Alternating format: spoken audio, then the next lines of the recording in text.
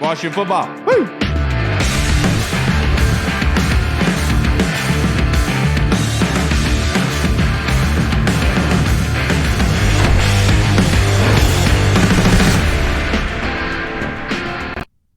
Hello, everybody, and welcome to the Burgundy Zone. I am your host, Kyle, and I am joined by my two co-hosts, Michael Hall and Michael Reed. But we are joined by big friend of the pod, fellow podcaster, the host of the HTWeAre podcast, Mr. Freddie Hamm. How are you doing tonight, sir?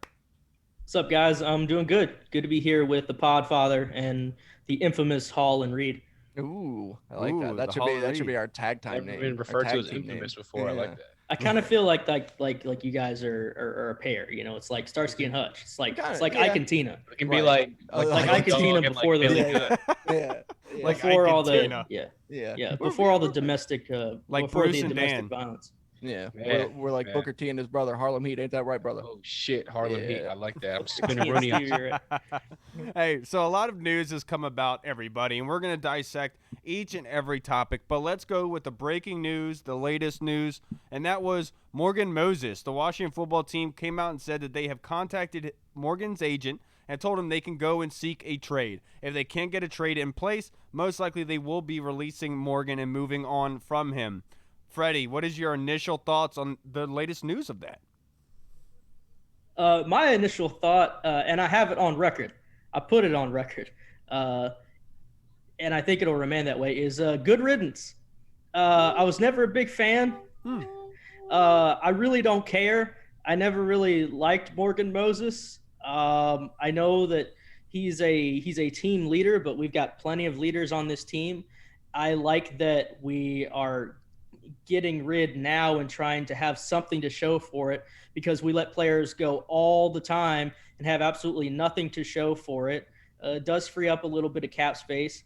I mean, he played really, really well last year. I think a lot of people would say that last year was his best season, but Can he really do it again? And can he do it for a sustained period of time? I mean, his injury history is not good. I mean, I do like that he played through injury. He made sacrifices for his teammates. You know, I mean, he's the type of character player that I think Ron wants. But I know Ron wants to get younger everywhere. And, you know, there's a lot of difficult decisions that are going to come up that are going to have to be made, you know. So, I mean, I think all that ties in too. We're going to have to pay Terry McLaurin soon. So we're going to have to worry about that. And coincidentally, Terry McLaurin's a team captain and he's that team leader that you want. And then also, you know, we don't know what all went into this. There might be some stuff behind the scenes we don't know about. It's very, very well known that he and Sheriff are best friends. They're the two closest on the team. And it's not looking like Sheriff's going to be here either. So, you know, my thought is, you know, the former UVA Cavalier can, you know, he can kick rocks. I really don't care. Yeah. Go ahead, Kyle. I mean, it sucks in my opinion, because I was always very critical of Morgan. And then, of course, after having him on the show and talking to him, and he's a really cool guy, one of the best dudes in the world. Morgan is such a nice guy. And then seeing him play this past year, he did everything the team asked, switching to left tackle. He did fantastic. Like you said, Freddie had the best season of his career. He's played through a lot of injuries, but yeah, I mean, unfortunately, it's just the nature of the business. It happens. Like you said, we got a lot of players that we got to resign. We got to resign Jonathan Allen this coming summer. We've got a lot of contracts, and we're going to see a lot of players that aren't there to play. So now it kind of makes a little bit more sense why everybody was bringing in Charles Leno, obviously drafting Sam Cosme. I know that we needed another tackle, but it makes sense to fill this room up, and it sucks because you do like Morgan because he is a leader, but unfortunately it's just the nature of the NFL. Yeah, this was crazy because we've seen the moves this offseason, right? They brought in a bunch of tackles. Charles Leno, obviously you just alluded to, they traded for Eric Flowers. They drafted Samuel Cosme in the second. So we're all sitting here like, what does this mean? Like, are they really just throwing all of these guys into depth? And everybody thought it was because of Cornelius Lucas. Right, and which makes more sense because I've said it many times, I don't think that the staff loves Cornelius Lucas at left tackle. I think they like him at left tackle, but they love him as a swing tackle and a right tackle. That's where I could see him sliding over and doing. You know, and this whole thing of them bringing guys in, it kind of gave me a weird feeling, because I even said it with the Tevin Jenkins thing. If they would have drafted Tevin in the first round, I knew what that meant. And that most likely meant that Morgan wasn't going to be with the team, and I was kind of blown about that. And this kind of hits me hard because, you know, I really liked Morgan. he's one of those guys that doesn't get a lot of respect, admiration from the fan base because, he's on the O-line. The only time so critical of him. The only time that you ever see his name is when a sack happens or a holding call penalty, so it's so much negative stuff, where the guy really was a consummate pro, and he was one of the glue pieces when everything was falling apart with that O-line. I mean, how many years have we had over the years where the O-line would get injured and we'd be signing guys off the street just to come in and play for us, and Morgan was playing through injuries like that. A lot of credit to him for everything that he's done. It just surprised me, to be honest. I didn't think it was going to be this quick. I thought it was going to be possibly next year, having another year, let's see how he looks. But like you said, Freddie, there's got to be something else going on behind the scenes. There has to be some other motivation here to pushing. And, Ryan Kerrigan said to John Keim that the Washington football team let him know in January that they were going to be moving on from him. You have to imagine they said the same thing to Morgan Moses. And maybe that's why Brandon Sheriff, they couldn't get to a long-term deal because, like you said, Freddie, they're best friends. And he's like, look, if Morgan's not going to be here long-term, neither am I. And that's how he felt about it. What about you, Hall? Yeah, I mean, that's actually a pretty good point that maybe the Sheriff and Moses thing kind of coincide where, like you said, they're both boys. They're best friends on the team. I mean, even after the season last year, you heard Morgan Moses like, this ain't the last time you're going to see us together. You'll be back, and obviously Sheriff did come back, but obviously not long-term. So, like you said, maybe it has something to do with that. I'm going to take a more positive spin on it where obviously I feel bad for Moses because now that the draft has already happened, free agency is pretty much the wave's already gone through. It's kind of like, kind of getting where you fit in type thing now, but where you're really going to fit in at, he's definitely without a doubt, a caliber, starting right tackle caliber guy in this league. And like I said, I feel bad for that part. Obviously it's a business over a game, and this is the business side of things kicking in. And like I said, the more positive spin on it is you could look at it as, maybe they saw what they needed to see out of Cosme and training camp, this rookie training camp for these past couple of days. Maybe they're like, you know what? He could step in from day one, be that guy that's a younger Morgan Moses, more athletic than Morgan Moses, and continue to just dominate that right side like Morgan has for the past. Look, you can say what you want. He did have a couple down years. He was missing blocks, stuff like that. But like you said, the dude played through injuries. Even when he wasn't supposed to be out there, he was giving up sacks, probably because he was injured. So, like you said, he's a great locker room guy. But I definitely think that some of this money is going to go towards maybe Jonathan Allen, who is a younger, more kind of like, I'd say a vocal leader in the locker room now, maybe to take Morgan Moses' spot as a leader. And that's a great point that you brought up because this move saves Washington $7.7 million per the Washington Post and Niki Jarabala, with only $1.9 million of a cap charge, which ends up with that 7.7. So obviously this shoots them up to about $20 million in cap space, which, like you said, Hall, would go right into the contract extension with Jonathan Allen, right around that number. I think Aaron Donald's getting paid $22 million, and the next guy up is getting paid $20.2. So you have to imagine Jonathan Allen's contract is going to be somewhere in that vicinity, obviously lower. We would like it to be. You know what I mean? Now, the latest news, the other latest news that happened was Ryan Kerrigan signing with the Eagles, Freddie. Woo! How are we feeling about that? I feel like the NFL is a business, and I've had a few conversations over the past day with some really, really upset and salty fans and fans that take things real, real personally. There's one thing that I've learned through my years as a fan is not to take things personally. I mean, there are people making the argument like, well, he could have went to the Steelers or he could have went to Cincy. And my thought on all of this is it's his life. It's not mine. It's not yours. It's not any of ours. And it's his career. I think it's important to remember when players move teams that they're changing where they work. This is where they work. This is their job. And I think it's oftentimes we lose sight that these players don't owe us anything. The only thing these players owe us as fans is to show up on Sunday, is to show up in practice, and is to work their butt off because that's what they get paid for. It's a job. Okay. And I don't hold anything against players not being quote unquote loyal to a team that is not loyal to them. Teams are not loyal to players. The league is not loyal to you. Okay. When these rookies come into the NFL, they're told from the jump, hey, this league doesn't need you. Okay. So I'm never against players seeking out as much money as they can, the best situation for them, the best fit for them. I mean, as far as Ryan goes, I don't think Ryan is that guy who wants to chase a championship. I look at him as just one of these players who really enjoys playing the game. He makes a good living doing it. and he wants to play. I think he just wants to play as long as he feels like he can, and I feel like he feels himself he has a lot of productive years, and he wanted to go somewhere where he had the best opportunity to start. And Philly is not super far away either. Albeit Pittsburgh isn't as well. But I hold nothing against Ryan. And then also, I think it's important to remember, iconic Washington players: Brian Mitchell, Yep. Art Monk.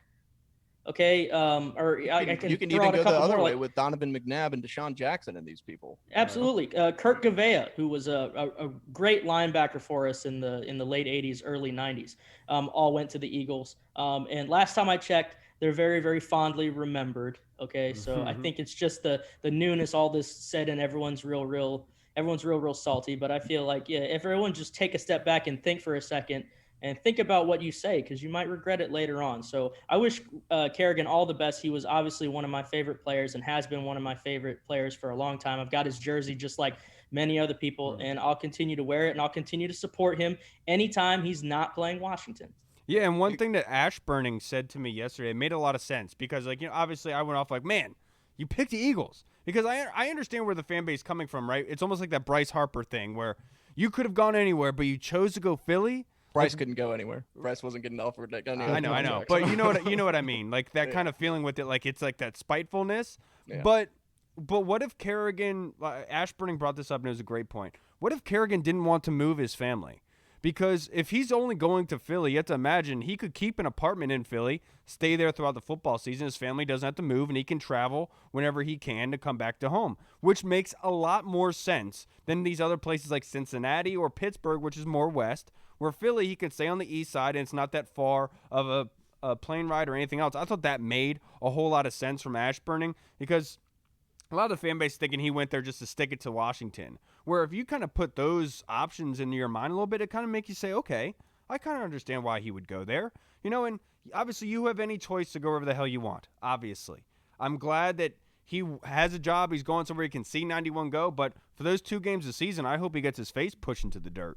Yeah, and you really can't blame the guy for wanting to see the field. Obviously, you said, he wasn't going to come here at Pittsburgh. Obviously, they have TJ Watt, and it's just one of those things where, yes, it sucks. It's going to be really weird to get used to. I don't think I'll ever get used to seeing Ryan Kerrigan in an Eagles uniform, but it's one of those. It is what it is. Good riddance. You're always going to be one of the greatest Washington football team players of all time. We love you, but just don't have fun. I guess don't do good. Yeah, I'd like you all said, I think it just comes down to a playing time thing. The dude said from the get-go last year that he wanted to be a starter. He still thinks he can be a starter. He still thinks he can contribute on a every down basis in this league, or at least on the first and second down basis in this league. So, when it comes down to it, if you look at the Pittsburgh Steelers, obviously their defense is pretty much locked up. He's not going to get a starting position with anyone on that team. If you look at the Cincinnati Bengals, yes, they're a down team. They're bad right now, but like you said, that's kind of out in Ohio. It's out west. Maybe he wanted to be closer to his family. He didn't want to uproot his family all the way to a whole nother state. And then you look at Philly. They're in a rebuilding stage right now. He can definitely make that roster, get on that roster, be a starter from day one. Hopefully, like you say, hey, I hope he gets 10.5 sacks next year. I hope he kills it. Just when it comes to those 2 games against Washington on the back end of the season, I hope that Charles Leno and Sam Cosmi, Lucas, whoever it is, I hope, like you said, I hope he just dominated the whole game. I hope that they make him an outside linebacker. I hope that Logan Thomas just kills him out down the seam. I hope that Antonio Gibson and J.D. McKissick just eat him up out the backfield on those pass routes. But other than that, hope the guy does great, and I hope he has a great career going forward. And obviously he's going to be in the Ring of Fame one day, and he goes down as one of the best Washington/Redskins ever. So good luck to him, and we're going to see him back again this year, or sometime in the future, getting his name in the rafters. So yeah, look, and he leaves Washington as the all-time sack leader. Obviously, he gets a lot of flack from the fan base, but look, the guy was productive. He was here for a lot of crappy times, and I'm not talking about just on the football field, off the field as well. And it kills me to see guys like Ryan Kerrigan and Morgan Moses not be here for the success of this team after so many years of where they were. And to see that happen, I think is just kind of a letdown the past 2 days. Just to be honest, because we all wanted those 2 guys to be involved with the greener side of the grass. You know what I mean? Where we finally see what good football looks like. Unfortunately, they're not going to be on the team. But speaking of Kerrigan, because we could say that Kerrigan is probably one of the best players that has been on Washington in the Dan Snyder era. Reed, you talked about it. Our guy Mike put out on Twitter the whole thing about the top best players that have played for Washington in the Dan Snyder era. So I want to discuss with you guys. Who makes your list? Well, first of all, I will say that Michael Phillips did just rattle these off the top of his head, he said, but I'll just name his. So from 1999 till now, this is his list. Number 1, Trent Williams. Number 2, Chris Samuels. Number 3, Chris Cooley. 4, Ryan Kerrigan. 5, Clinton Portis. 6, Sean Taylor. 7, Brian Arakpo. 8, LeVar Arrington. 9, RG3. Honorable mention, Santana Moss, Kirk Cousins, Champ Bailey, Fred Smoot. And all I have to say to that is some of those I agree with, but some of them, no. Get out. Log off. All right, so how I'm about sorry. we do this? Each one of us is going to say a player that deserves to be on the top 10 list of Washington players since 2000, and we will say aye or nay, whoever attests to it, and we'll discuss it. If not, we'll move on to the next one, okay? All right, so I'll go ahead. I'll name the first person that I think was left off of this list that should have been on there, and he should have been fairly high. I'm going to go with London Fletcher. Is London Fletcher a top 10 player in the Dan Snyder era? Say, all that agree, say aye. I wholeheartedly agree. Absolutely, and he's probably the only free agent acquisition that really worked out. That actually panned out. Exactly. Yeah. Besides D-Jax. Yeah. Well. Yeah. But they're not even on the same level. Yeah. So then, all right. So let's go. I'll go too. Okay. You got yours, baby. Come on. Well, I don't know. I mean, you're over here stealing questions and stuff. Calm your tits. Calm your tits. All right, number 2. So anyway, we're gonna go with number 2 for me. Pierre Garçon. I think number 2, Pierre Garçon does deserve to be on that list. I think that he produced a lot when he was here, and he was a very productive wide receiver when he was on the field, and he battled through a turf toe, man. The dude was involved for 2 of the playoff runs that we had here in Washington. He deserves on that list. I would put him in the top 10, and that's just simply because if Deshaun Jackson wasn't here during most of his time here, then my issue is obviously I love PR. I think he did fantastic things when he was here. But if you had to ask me who should be on there between him and Santana Moss, even though, I mean, Santana Moss never really led the league in receptions or anything. He only had 3 or 4, I think it was 3, maybe 4,000-yard seasons. I would probably put Santana Moss on there, obviously, just because of the longevity, and he was just reliable. He went through a bunch of different eras. But PR Garçon is fantastic. I don't think you can go wrong with putting him in the top 10. So was Champ Bailey not on his list? He was an honorable mention, which, by the way, if I can just say something real fast, really, really upset me because I get quarterback is important, but the fact that you have RG3 on there who had 1 good season, but you don't have Champ Bailey, who played here 5 seasons and made 4 Pro Bowls and was always among the best cornerbacks, which is a premium position in the NFL, that really grinded my gears. But I digress. Well, see, then the question becomes, and this is what I thought when I first saw that list. I'm like, are we talking production or talent? Because if you want to talk about just straight up talent, I mean, then it affects the whole list. Right. And in that case, you can argue 1 season of RG3, but I think regardless, even if you're talking about talent and production, I think Champ Bailey, just his longevity, he was at the top of the league at his position Hall of for Famer. a long time. We have to Absolutely. go with production. There's no way we could go off talent. If you're just going, right, exactly. You could say Johnny Manziel would be on the Cleveland well, list. If we're going off of production, RG3 shouldn't be on that list because he only had 1 year. I don't think he should be on the list regardless, right? Yeah, I just think top 10. Do we all agree that RG3 should not be on that list? Is there anybody that does not agree with that? I think Kirk should be higher than RG3. Yeah, I mean, if we're going based off of productivity and just like longevity and all those other things, then yeah, I would take RG3 off because, like you said, he had the rookie year, which obviously was magical, but other than that, it was injury. But, okay, bye. Yeah, but you are right, Freddie. Though you do kind of have to have these guidelines where it's like, are we just talking about this person for 1 season was very? If you're ranking single seasons, if you're ranking their career, you're ranking talent, production, what? So it is tough. It's so that's the case. You got to put Jordan Reed on there as well. Yeah, right. He was the 2015 season with him and Kirk was the top 3 tight end. Yeah, he went crazy. Well, to me, there's no world where Santana Moss should be an honorable mention because I think when Santana Moss's name comes up, when we add another name to when it becomes the 90 greatest Washington players, he'll be on that list. Yeah. Pierre might, and there'll be a discussion. Right. Santana, automatically. Right. Oh yeah. So let me bring up another one. Longevity, yeah. If RG3 is on this list because of 1 good season, what about a running back like Alfred Morris, who had a couple fantastic rookie season? We're getting away from it. Hall, you were the next one to go. Did you want to take Champ Bailey? Hall, Yeah, I was answer gonna me. say, I just- I'm the captain now. Hall, you're answering me. Hall, did you want to go Champ Bailey? Yeah, I did want to go Champions Okay, League. I think he deserves to be in the top 5, just like you said, just based off of talent alone. He was top of the league at his position almost every year. Does anybody disagree? I mean, he's a Hall of Famer. What can you say? I mean, Right. you can't just Right. I mean, I guess we're just bludgeoning Michael Phillips' list. Yeah, sorry, Michael Phillips. Right, It's just a Freddie, bad you're list. next. Do you want to go Santana? Yeah, I mean, Santana was the guy that I immediately thought, I'm like, there's no way that Santana should not be on the list. And then I know he just rattled them off, but like the order needed to change tremendously for me. And as far like, I mean, say what you want about Kirk Cousins, but I'm saying just the whole Snyder era up to this point. I mean, Cousins took us to the playoffs twice, and he also set some QB records for the franchise pretty high. I mean, even though I don't think that Cousins is elite. Of course, he was never elite when he was with us, but he was the best quarterback that we had here, easily in the last 20 years. Right. I mean, now barring RG3's injury and his development issues and his entitlement issues, but I got one. I got one. All right, go. Even we're doing top 10, right? Yeah. Well, then I got to put, if we're talking about quarterbacks, you can't forget about Mark Brunell.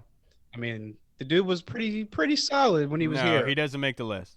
I think he's right on the outside. I mean, if the quarterback's most position, the most position on the field. Yeah. Honorable mention. And if you're, I know RG3's one season was more electric, but Mark Brunell did have a couple of good years. I mean, he led us to the playoffs as well. My man Todd Collins. Todd Collins did. I'm sorry. Todd Collins on his list. It was Todd Collins. Yeah. All right, so Reed Davis. Yeah. That's a good one too. Yeah. So Reed, with the fifth number 5, who are we going with? Who's your selection? We're not doing this like in order, are we? No. We're just doing it randomly.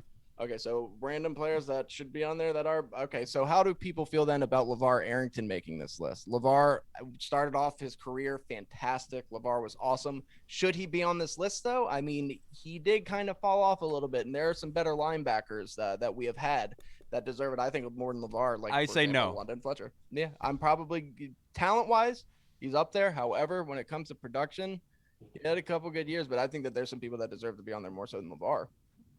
Yeah, I wouldn't put LeVar in the top 10. Right. Yeah, there we go. He needed a couple more years of production. Exactly. The whole contract thing and him like bashing the team and going sour. I just kind of was just him like, riding his I just motorcycle, recently started liking him again, to be honest with you. I see him on FS1 and stuff like that. I'm like, you know what? LeVar's not that bad anymore. Yeah. But then I was just like, bro. I think it's very easy for my pick right now for the 6th. We are going to go with Trent Williams. Yes, I think he's the best. Yeah, by far. I think Trent Williams does deserve to be on the top 10. Does anybody disagree?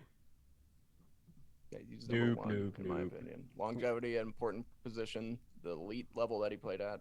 What about somebody else, Freddie? Who else is in our top 10? Chris Samuels. Yep, that's easy. Yeah. Check that one. Real fast, another person that's in the honorable mention that I think that there should be people on there before him is Fred Smoot.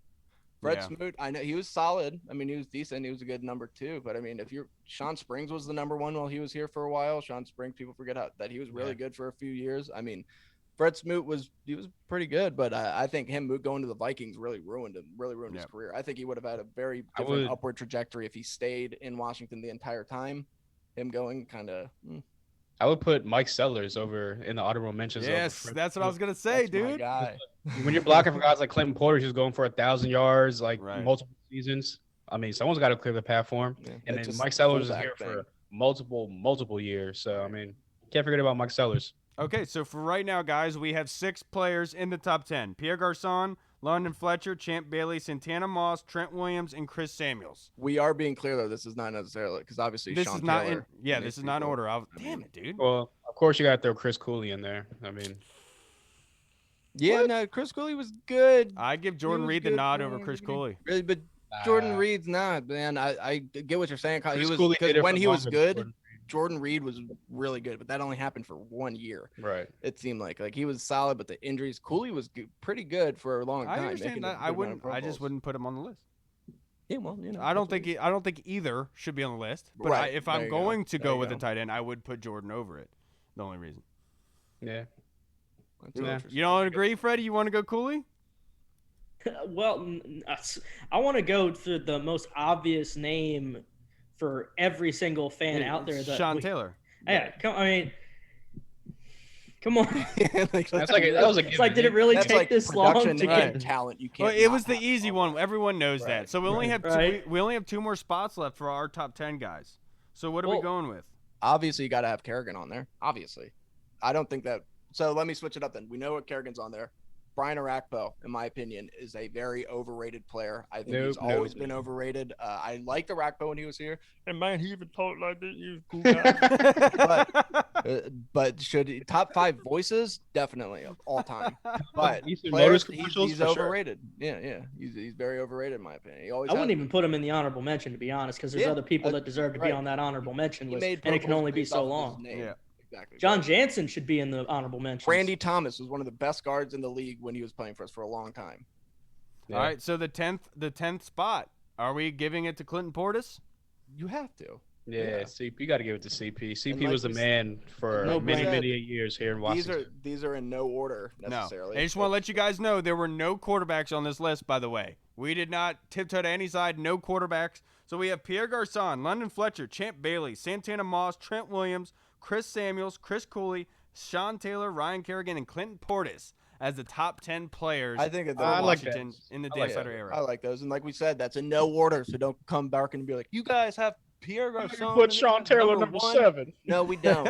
Yeah. So to move on here, Freddie, the latest news that we were able to not get into because the news came out on Friday was the Washington football team had signed Bobby McCain, the safety from the Miami Dolphins. The last 2 years he was a captain. The only reason he was let go was because of salary cap issues. We picked him right up on a 1-year deal, Freddie. How do you think this safety position is going to shape out? You know, Jack Del Rio and Ron Rivera said Landon Collins was speaking for himself. He wasn't speaking for us. They've talked about how he could stay at safety and move Cam to free. Now with the acquisition of Bobby, what are we doing? I think that he was brought in because we need someone who's a veteran, who can play the position, who can play it well, who's a team leader as well, who's the right guy for Ron and Jack, you know. So I don't see him being here past his 1-year contract. I think it's going to be like a Ronald Darby situation again. But I love the signing just because it gives you security there and it just makes you feel more comfortable. I have no clue what they're going to do with the interesting situation that they have at safety. I mean, I've talked about moving Cam to free. I mean, I think he can play free. There was a really, really great safety here who we talk about all the time who made the transition to free and thrived really, really well. So Yeah, LaRon Landry. He should have been honorable mention. you remember LaRon Landry on the Bicep Monday size, Night he should be. Massacre? Oh my god. Oh my! Dude, I was there for that. I watched that happen. That was right in front of me, right in front of my seat. I will never forget that 20 seconds. Just Yeah. absolutely I was- insane. Just I was got actually- totally smoked, man. I was actually with him when he made the decision to not be a football player and become a bodybuilder. That was cool. Actually, funny story. I did in high school. I did set my screensaver. You know how we all had like our names and shit on the computers. Sorry for cussing.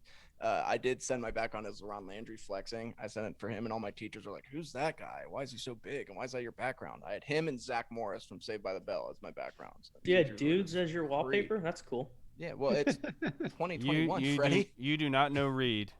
I will say that right now. Oh, I mean, that's cool. Whatever. I mean, that wasn't my wallpaper, but I can Right. appreciate the male physique. You know? All right, so let's move on to our fan questions. And the first one we're going to go with is Tony Franchise. And I'll start this out with you first, Reed. He wants to know, we have a bunch of weapons on offense. Is this a make or break year for Scott Turner?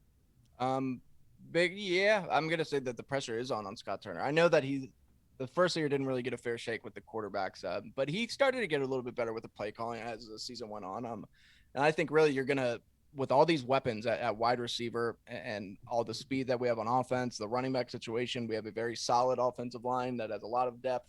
We have depth at a lot of positions, and with a quarterback that loves to throw the ball downfield, I mean, I think that this is going to be a huge year for Scott Turner. If we come out and just completely flatline on the offensive side of the ball, then I think you're going to be looking at him getting fired because it's a "what have you done for me lately" league. And with all this talent, I think that he should flourish. I like Scott Turner. I think that he's very creative and once he can showcase that a bit more and he's not handcuffed by the quarterback situation, I think that you should see his offense improve. Now, do you agree with that, Freddie? Yeah, I agree with everything that Reed says, as I do most of the time. Not trying to kiss your ass or anything. I'm just. I definitely, because last year there could have been an excuse given to Scott Turner. 4 different quarterbacks. The offense didn't do all that much.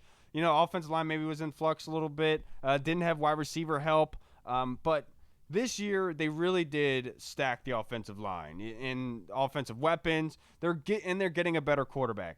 Do I think that this is a make or break year for Scott? Like, will he be fired if they have a bad year? No. But this is a huge year in him being able to elevate himself to possibly a head coach.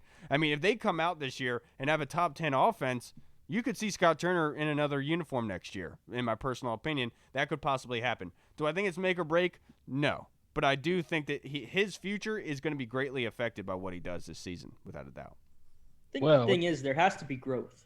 There can't be a step back, and we can't be where we were last year. And to your point, there's no excuse. So it has to be better. Does it have to be, it's with that word elite? No, but it's got to be better. And to be honest with you, it shouldn't be that hard to be better because last year was pretty damn bad. It was terrible.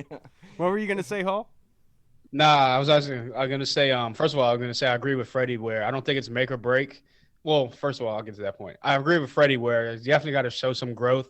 Definitely got to show that you can open up the playbook more. Because obviously Ryan Fitzpatrick's a smart guy. I'm sure, but now he's probably learned the whole playbook front and back, like blindfolded probably. But I think that he can definitely got to open the playbook up more. I definitely think you got to use Antonio Gibson more out the backfield and more in the passing game. You definitely got to show like more versatility in the offense rather than just screen passes and checkdowns and little 5-yard hitches and like out routes and in routes. So with that being said, you said that you think that they're a top 10 offense that you could possibly see Scott Turner getting like a head coach and stuff like that. I think it's way too early for that because it'd only be 1 year of success of him having a top 10 offense. We've seen less. That's true. But also with that being said, like if you're saying that it could possibly project him to a head coaching position with a great offense or a great potential offense this year, then wouldn't it be make or break? Because if he doesn't come out flat, then everyone's going to look at him like, oh, he's just another average guy, just another jag. He's not his dad, stuff like that. So No, because the NFL in particular, like whoever is the flash in the pan, they run for it. You know what I mean? Where in Washington, would be like, would we be letting go of Scott Turner? Who would be replacing him with? Is there anybody that really is that better? So that's why I don't think it's make or break. Like he'll be on the roster he'll be coaching here next season if he has a bad year. But if he has a great year, the way the NFL works, they'd be giving him a job. See, I think it would take a little on. bit more time, like you saw with Robert Saleh from San Fran. Even though he was a lead. I mean, look at Eric Bieniemy. He hasn't started a job yet. But you have to remember, it's Norv Turner's son, and the way that the NFL works, if you ball out, you're gonna get sized up. It took Kyle Shanahan to get a head coach. It's an Andy Reid endorsement who's coaching Pat Mahomes and just coming off a Super Bowl, best offense in the league for many, many years. Look what he was doing to Alex Smith. But there's a lot of nepotism in the league, and a lot of people forget. The owners. A lot of these owners have a very, very old way of thinking, and I honestly believe there's something about that Eric Bieniemy that I think turns off. Not all the clubs, but some of the clubs. There's some issues. I'm not going to say any more than that. Yeah. There were some things that came up apparently back when he was at college that we have heard, but there's no reason to go into that. Also, I was going to say this, though. I think that if the offense isn't at least like top 15 this year, I do think that if we have like another down year, another bottom of the league offense this year, I do think that Scott Turner will be let go and relieved of his duties just for the simple fact of we were supposed to have an upgraded quarterback. You got all these weapons around him now. You got Antonio Gibson coming off that year last year into his second year. You got these guys in their second year in the offense. Logan Thomas coming off a career year, looking to add to that. So if you still got these guys in the bottom half of the league, like the lower 10 of the league, I do think that Scott Turner would. But what if they're winning games? Even still, then they could win. Well, that was the case. They would have brought back Alex Smith because Alex Smith was winning games. I think that if it's just about winning games and not actually putting up numbers and producing offense and actually, I think that if they're 25 or lower, then they will cut ties with them. Yeah, because I just think that like you need an offense to win. If they're winning games, then they look at all the teams in the playoffs last year. Like Danny Ruya said when he was on here. Shout out to Danny Ruya. Look what he said. Look, all the teams that made the playoffs last year, 8 of them or 80% of them were top of the league in offense. You got to have a top tier offense to get to the playoffs. We're not get to the playoffs. You got to have a top tier offense to progress to the playoffs and eventually get to whatever it wants to get, and that's the Super Bowl. Yeah, that makes a lot of sense. Freddie, I can't thank you enough for joining us, sir. Taking time out of your very busy day rooting for a trash Penguins team. I hope that you have a terrible night watching your team. I hope you guys lose. But seriously, though, Freddie, I can't thank you enough for joining us tonight, sir. You're a great friend. You are an even better person, and you do a great job on your podcast, sir. I can't thank you enough. And you're kind of cute. Well, thank you, Reed, and thank you so much. I hope that my appearance has pleased the Podfather. Of course. And thank you again for giving me way much more credit than I deserve. And best editor in the game. I hope that I hope the Caps make it to the next round, and obviously I hope that my team makes it to the next round, and then we can have some very, very interesting and cool discussions. Yes, we can have a great podcast together. And it's fine. It's fine, Reed. Even though you offended me a little bit. You offended me a little bit. I got a would you rather. Would you rather wear a trash Dallas uniform or that Penguins uniform? I would rather wear. I'd just be naked, dude. If I'm gonna be honest with you. I'd rather wear a Penguins uniform than a Cowboys uniform. That's 100%. Okay, I sense there. Hey, if we both make it through, there might be a little wager in the future. I can sense that. I'm all about that. A week one wager at FedEx Field. That's what I do. I have guys. I'm very tight with money though. If somebody Peace, can guys. stop me, I'm just kidding. All right, Freddie, we'll catch you. Sorry, brother. Freddie. Take it easy, man. Have a good one. All right, that was a great time as always with Freddie Hamm of the HTWeAre podcast. Thank you, Freddie's the Freddie. man. He really Coolest is. dude ever. Now let's move on to our next question that was supplied by Tony Shivers. Tony the Tiger, our big good friend. There He he said, is. if you could watch the O-line versus D-line in practice/drills, which individual matchup would you most be looking forward to?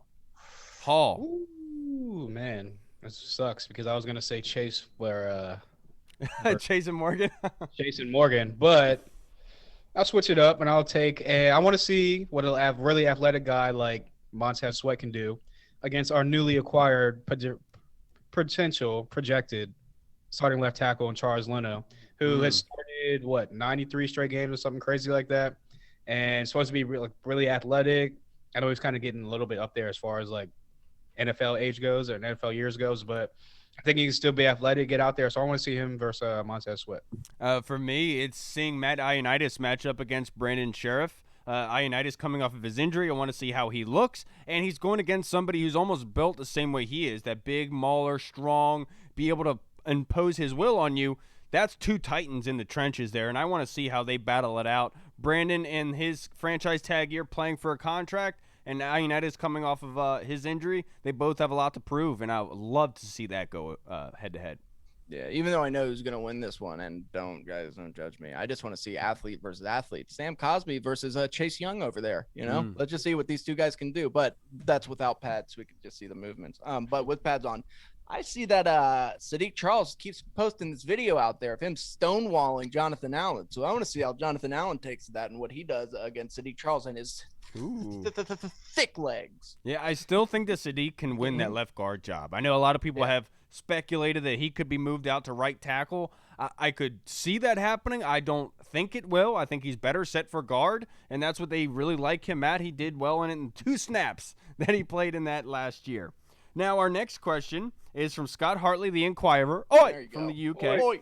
He said, maybe it's because I'm British and I'm not used to it, or maybe my fandom is too short.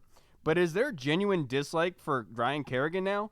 Surely he's still a Ring of Honor player for us, and he's just moving on to further his career and earn as much as possible before retirement. So, do you guys think that there is this huge dislike for Ryan and he won't be welcomed back in the Ring of Honor? No, there's no dislike. I think everybody understands now that it's a business. It happens all the time. And does it suck? It's going to be weird. It's going to be very weird, but he's our all-time sack leader. The guy has produced so many memories for us from his first game as a rookie up until this last season. He was still getting out to the quarterback. You got to love Ryan Kerrigan. He's going to be welcome into the Ring of Fame. If we all still love Brian Mitchell, like Freddie said, then we all in our monk, we all will still love Ryan Kerrigan. Yeah, look, and I said a certain thing. I said that Trent shouldn't be in the Ring of Honor when he comes, whenever he retires, whatever, because he left. These are different circumstances. I know I said that with Trent, but with Ryan, it's different. The team told him, we're not going to pursue you. We're not going to bring you back. So you got to go look. At that point, it's not really Ryan Kerrigan's fault. They're telling him where to go. It's not like he's saying, I want to get out of here the first chance I get, and I want to go to a division rival so I can kick your ass. That's not what's happening. He wanted to come back. He's not going to get the starting reps that he wanted, so he went to a place where he could get it, and obviously for family reasons, that makes sense. So the team themselves cannot say, no, you don't belong in the Ring of Honor because you left. They told you they didn't want you back. So I definitely do think that he will be invited for the Ring of Honor. I mean, obviously he's a sack leader in history. He should be in the Ring of Honor, regardless of how fans feel about where he chose to work.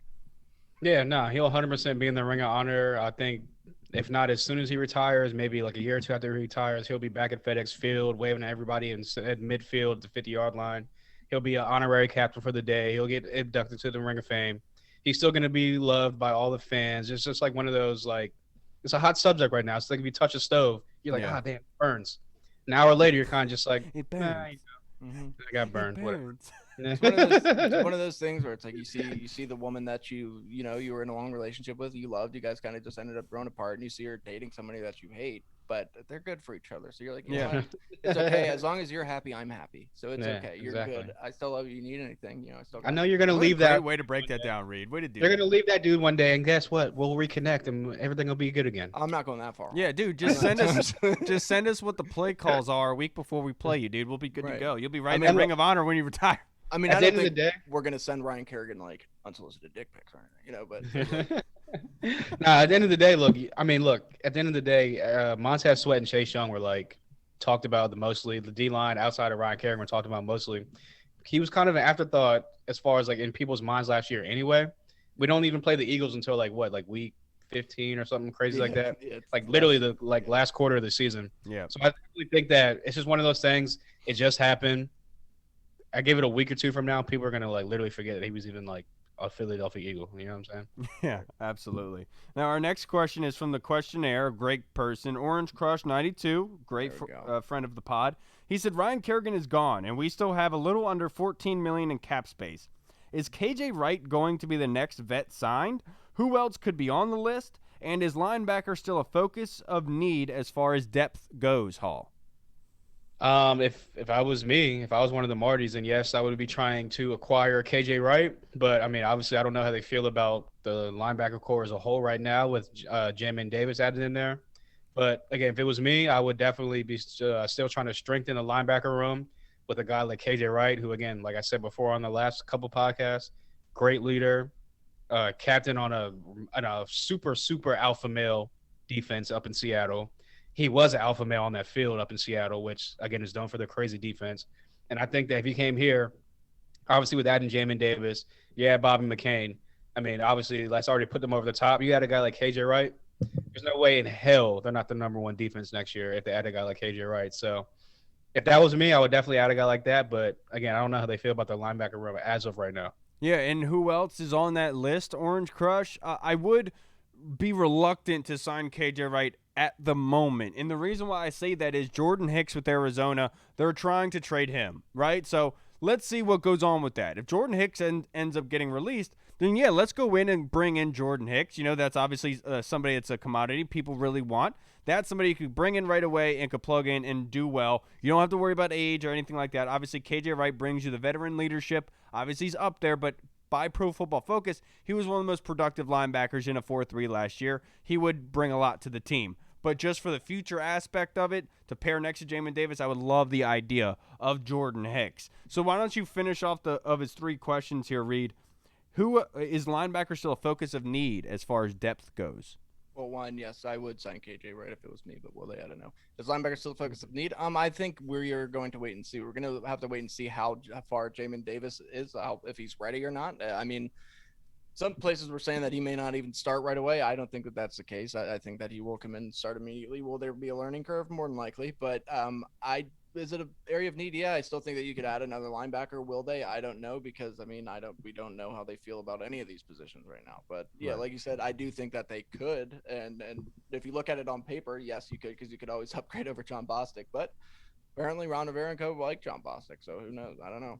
Yeah, that's a great one. Now, the Sharp by Washington, he wants to know, he says, I don't know if this question has been already been asked. Is that the Sharp by Washington? Sharp. Oh, NFL.com's okay. Craig Rosenthal did a projection of the starters for each NFC East team. I wonder what your thoughts are on this lineup. And he thinks he did this before Bobby McCain was signed, but he has Fitz starting. Let's see if there's anything crazy. At left tackle, he has Leno. Right tackle, he has Moses. He has Flowers at left guard. And then Matt Ioannidis is not starting. John Bostic and Jamin Davis are 2 linebackers, 2 corners, and Kendall Fuller, William Jackson, and 3 safeties, Cam Curl, Jeremy Reeves, and Landon Collins. So what do you guys think about that projected starting lineup?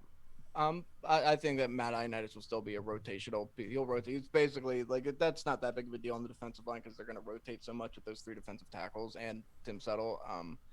But that is, I mean, obviously Morgan, more than likely he's not going to be there. Obviously, I saw reports saying Cosme's expected to start at right tackle. I don't know how you can say that yet, just because we haven't seen him in pads. And the one thing, you can't really use rookie minicamp as a bar and a meter to see if somebody's going to be productive right away in the NFL, in my personal opinion. No, you're 100% right. They're not. We don't know what he can do when he's lining up against people yet. But yeah, because the only reason I said that is because everyone keeps speculating that they think that what Cosme looks so good at rookie camp, that's why they let Morgan go. I don't think that they're one and the same. It's going to be interesting, because I think that they are going to use multiple fronts. They're going to use multiple different defensive formations. So I do think that Cole Holcomb is going to be considered a starter at one of the linebacker spots. Will they used to? I don't know, but I do think that they'll also use a lot of 3 safety sets. And Bobby McCain was not rated too high as a safety. He was rated very high as a nickelback. So him and Jimmy Moreland, it's going to be interesting to see them both on the field together. I don't know this defense is so deep. It could really go so many ways, and they're going to use so many guys that it's tough to say who's necessarily going to be a starter. Yeah. The one thing is, like, Eric Flowers, I'm not sure if he's going to start at left guard. He did not grade out all that well in Miami last year. I think they really like what they have in Sadiq Charles. I know I liked what I saw from him, especially at guard. So I would like to see him starting at left guard there. And the 3 safeties, that's something that Big Doug from the Big Douglas Show has been saying all the time to us, that they used 3 safeties a lot last year. And we've all been making a big fuss about Landon Collins playing linebacker. They could easily just play him at linebacker and just call him a safety. I mean, it's that simple. They don't really. That's basically his role anyway. Right. He's playing close to the line like that. So. Yeah, but otherwise, I don't have a problem with the lighting up. Yeah, I mean, the only thing that stands out to me is the 3 safeties on the field, which is pretty much what I've been saying from the get-go, is that they're going to find a way no matter what to get him on the field because of that salary. So, like you just said, he's a safety, but he's going to be in the box 90% of the time, filling gaps and playing the run and stuff like that. So, again, with Landon Collins' salary being what it is, I knew he was going to find his way into the field somehow, some way as a starter. Bam, there it is. Yeah, and then one of the last questions we have is from Prince Akeem. He said, what would you take for Brandon Sheriff in a trade? Jordan Hicks. I'm not as high on Jordan Hicks as most people. I do think that he would definitely help our linebacker room for sure. But I don't know, because that's going to be a pretty big hole. I would really have to sit down and think about that. Like, Sheriff is an all-pro. People got to remember that. Like, obviously, you would like some high draft pick, but we do have a pretty deep room of offensive linemen right now. So I don't know. It's tough. It's really tough to say what you would take for him. Nah, I was just joking. I wouldn't trade him for Jordan Hicks. I wouldn't even trade him at all. Like, I wouldn't trade him at all at this point, because I've been saying from the get-go, he's an all-pro. No matter if he's like commanding such a high salary, no matter if he's just a guard, all-pro is an all-pro. So to let go of a guy like that, or even trade a guy like that, I mean, you got to keep him around, especially because he's going to be the vet on the line right now. He's the OG of the line right now. He's going to be the line captain probably most likely. So you got to keep at least one vet, one guy that's been here around that's going to solidify that line and be that anchor. Yeah, I don't expect Sheriff to be traded at any point now, Prince. But I will say, if it did happen, it would have to be for a player. It wouldn't be for a draft pick. Now that they're not going to be re-signing Morgan Moses, your depth is almost thinning a little bit, and that takes a big toll on you. If you're trading away Brandon Sheriff for draft picks, that makes you even more less depth there on the offensive line, and that worries me going for the first time in a 17-game season. That petrifies me of going in without a lack of depth. which is what we thought they were doing with all of these moves, where coincidentally they were just getting ready for post Morgan. And so that scares me definitely. Yeah, I agree. All right, now our next question is from the Colonel. The Colonel's question for us. I'm trying to find it here. My God, I can't find it, of course. I can't find it. Here we go.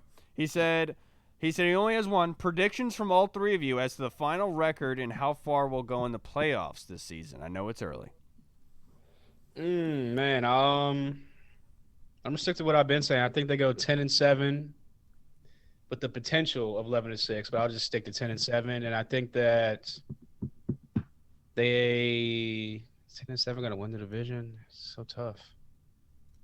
You know what? I say they go 10-7. The first time they go back to back, the division winner, champion since what is it, like 2002 or something crazy like that.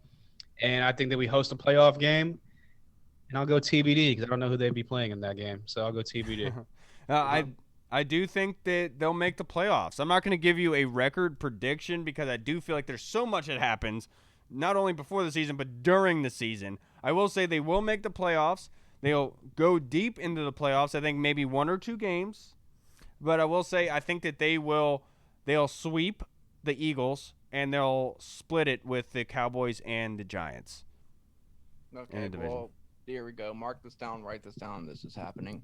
Washington, your Washington football team is going to go 11-6. They're going to surprise some people. Okay, they're going to go 11-6. They're going to win the division for the second consecutive year. They're going to host a playoff game during the wild card portion, and they are going to beat a pretty good squad. And I am going to say that they are going to beat a team that surprised some people and ended up making the playoffs, and that is the Atlanta Falcons. Okay, let's just say that, and they're going to beat them wildcard weekend. However, then the following week they're going to lose in round 2. Mark that down, stamp it, seal it. That's 1,000% guaranteed to happen because guess what? I am from 2022. I know.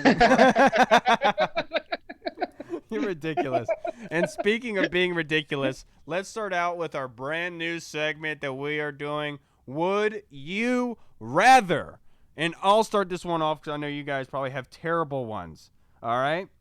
Would you rather trade for Aaron Rodgers for possibly 1 Super Bowl, or would you rather not trade for Rodgers and win possibly 3 Super Bowls in the next 5 years?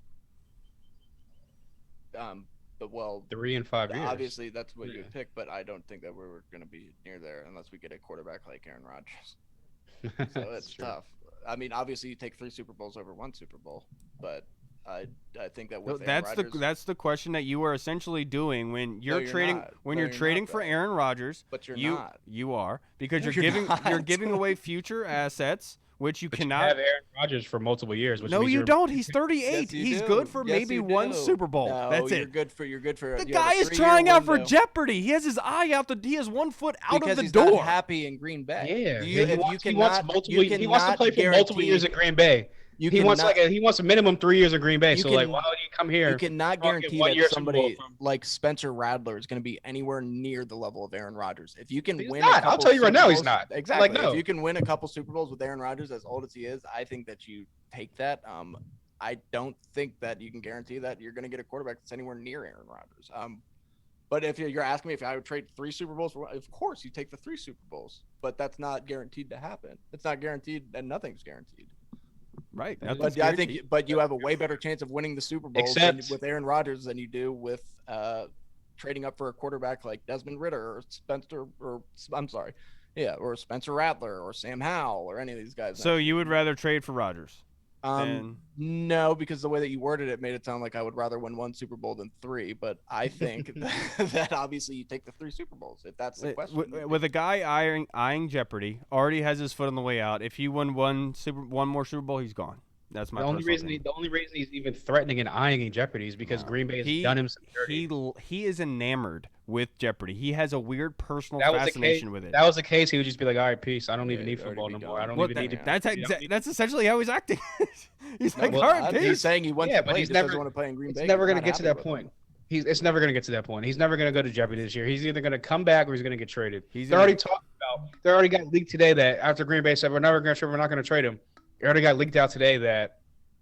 Well, if we do trade him, we need a quarterback in return. Well, there it goes right there. They're already laying the groundwork for him to be traded. Right. And on top of that, you don't make that trade if he says he's only going to play another year or two. Like then you don't do. Like that. I said, he wants minimum 3 years from Green Bay. And so that's he's 3 more years. But he's never said where that, so you don't that's where know. that's where the question comes in, because essentially what you'd be doing when trading away assets for Aaron Rodgers is you're doing it for short-term success. What you're saying is we are very close. This is what we're doing. So essentially you are cutting your future 3 to 5 years. You're cutting that off. You know, we have to acknowledge that that's happening. And so that's why the question is up. What you were doing with this roster is you were almost guaranteeing a spot in the Super Bowl in 2-3 years, and then possibly maybe getting down one if you get the right quarterback out of this big pool of guys that's going to be coming out. I think that you take the not sure because nothing's sure, but I think that you take the higher possibility. I think that this roster, and I think that you are Super definitely Bowl slicing caliber. the hell out of it by saying that we're going to win 3 Super Bowls in the next 5 years. Like the chance that I possibly was before each one. Like possibly 1 Super Bowl with Rodgers, but I think that you could possibly win more Super Bowls than 1 with Rodgers. How many? So Rodgers pretty much, if you trade, you trade for Rodgers and only get 1 year out of him. Pretty much. We are getting away from the game. God damn it! We're debating this. Can we just go to another? Okay, Would you rather? I got one. All right. Would you rather? And this is a good one because this is one that we both like over the last couple of years. We've all been super into these prospects. Would you rather? And these are both prospects coming into the NFL right now. Okay, they're not going to be erase anything that's happened in the NFL. Would you rather have the number 1 pick and be able to take Joe Burrow, or the number 1 pick and take Trevor Lawrence? Ooh. As prospects, you don't know what Joe Burrow is going to be like in the NFL. Who is a better prospect to you? Joe Burrow. Okay. I would probably go Trevor Lawrence, and it's by a thin hair because he has a little bit more arm strength than Joe Burrow. That's Joe Burrow was so accurate and he was so good coming out. Trevor Lawrence, though, I think offers more on tape. Joe Burrow only had that 1 year. I would probably take Trevor Lawrence, but it's close. You couldn't go wrong with one of the reasons why I really, really liked Joe Burrow and Clyde Edwards-Helaire is because Joe Burrow had the natural clock in his head. When the play would be starting to get too long, he would immediately go to his check down, and that's what you see out of a prototypical quarterback in the NFL. You're used to that timing. Trevor didn't really have to rely on that at Clemson. You know, it's a lot of movement with that offense and everything like that. So I just felt like Joe, just a slight edge, like you said, slight edge for Joe. That's a good one. Go wrong. That is a good one. I told you. You said I was gonna have all BS ones. I was just talking crap. So I'm already gonna be eyeing the 2022 season in this one. Would you rather have Matt Ryan starting quarterback next year, or I already know what Kyle's gonna say this answer, his twin Derek Carr? Oh my God. Leave that guy alone. Can he stay in Vegas? No, because they don't want him there, so he can't stay there. Matt Ryan, all day long, twice on Sunday. Matt Ryan. But he's old. He's only going to be here for a year. See how I trapped on that one? That's better. It's better than Carr. There you go, Hall. You won that one. It's better than Carr. That's for damn sure. I'm honestly, I only said that to set you up for that little like But yeah, I mean, you're right though. He's better than Carr. I honestly, right now, I think that Derek Carr's the better quarterback based off of last year. Derek Carr. They have been a top 10 offense the past like 2 years. They ran the ball well. But what do we do? Run the ball well. We He- run the ball He well. had Waller. He had Waller. That's it. All right. No, I'm just kidding, of course. I did watch some of their film yesterday, and the Raiders' offense is crazy, dude. How many formations and crazy stuff that they do? Yeah. It's insane. Now, old daddy's got to go. oh, okay. Big time. Well, I guess we're gonna cut the would you rather short because Reed's got to go. God.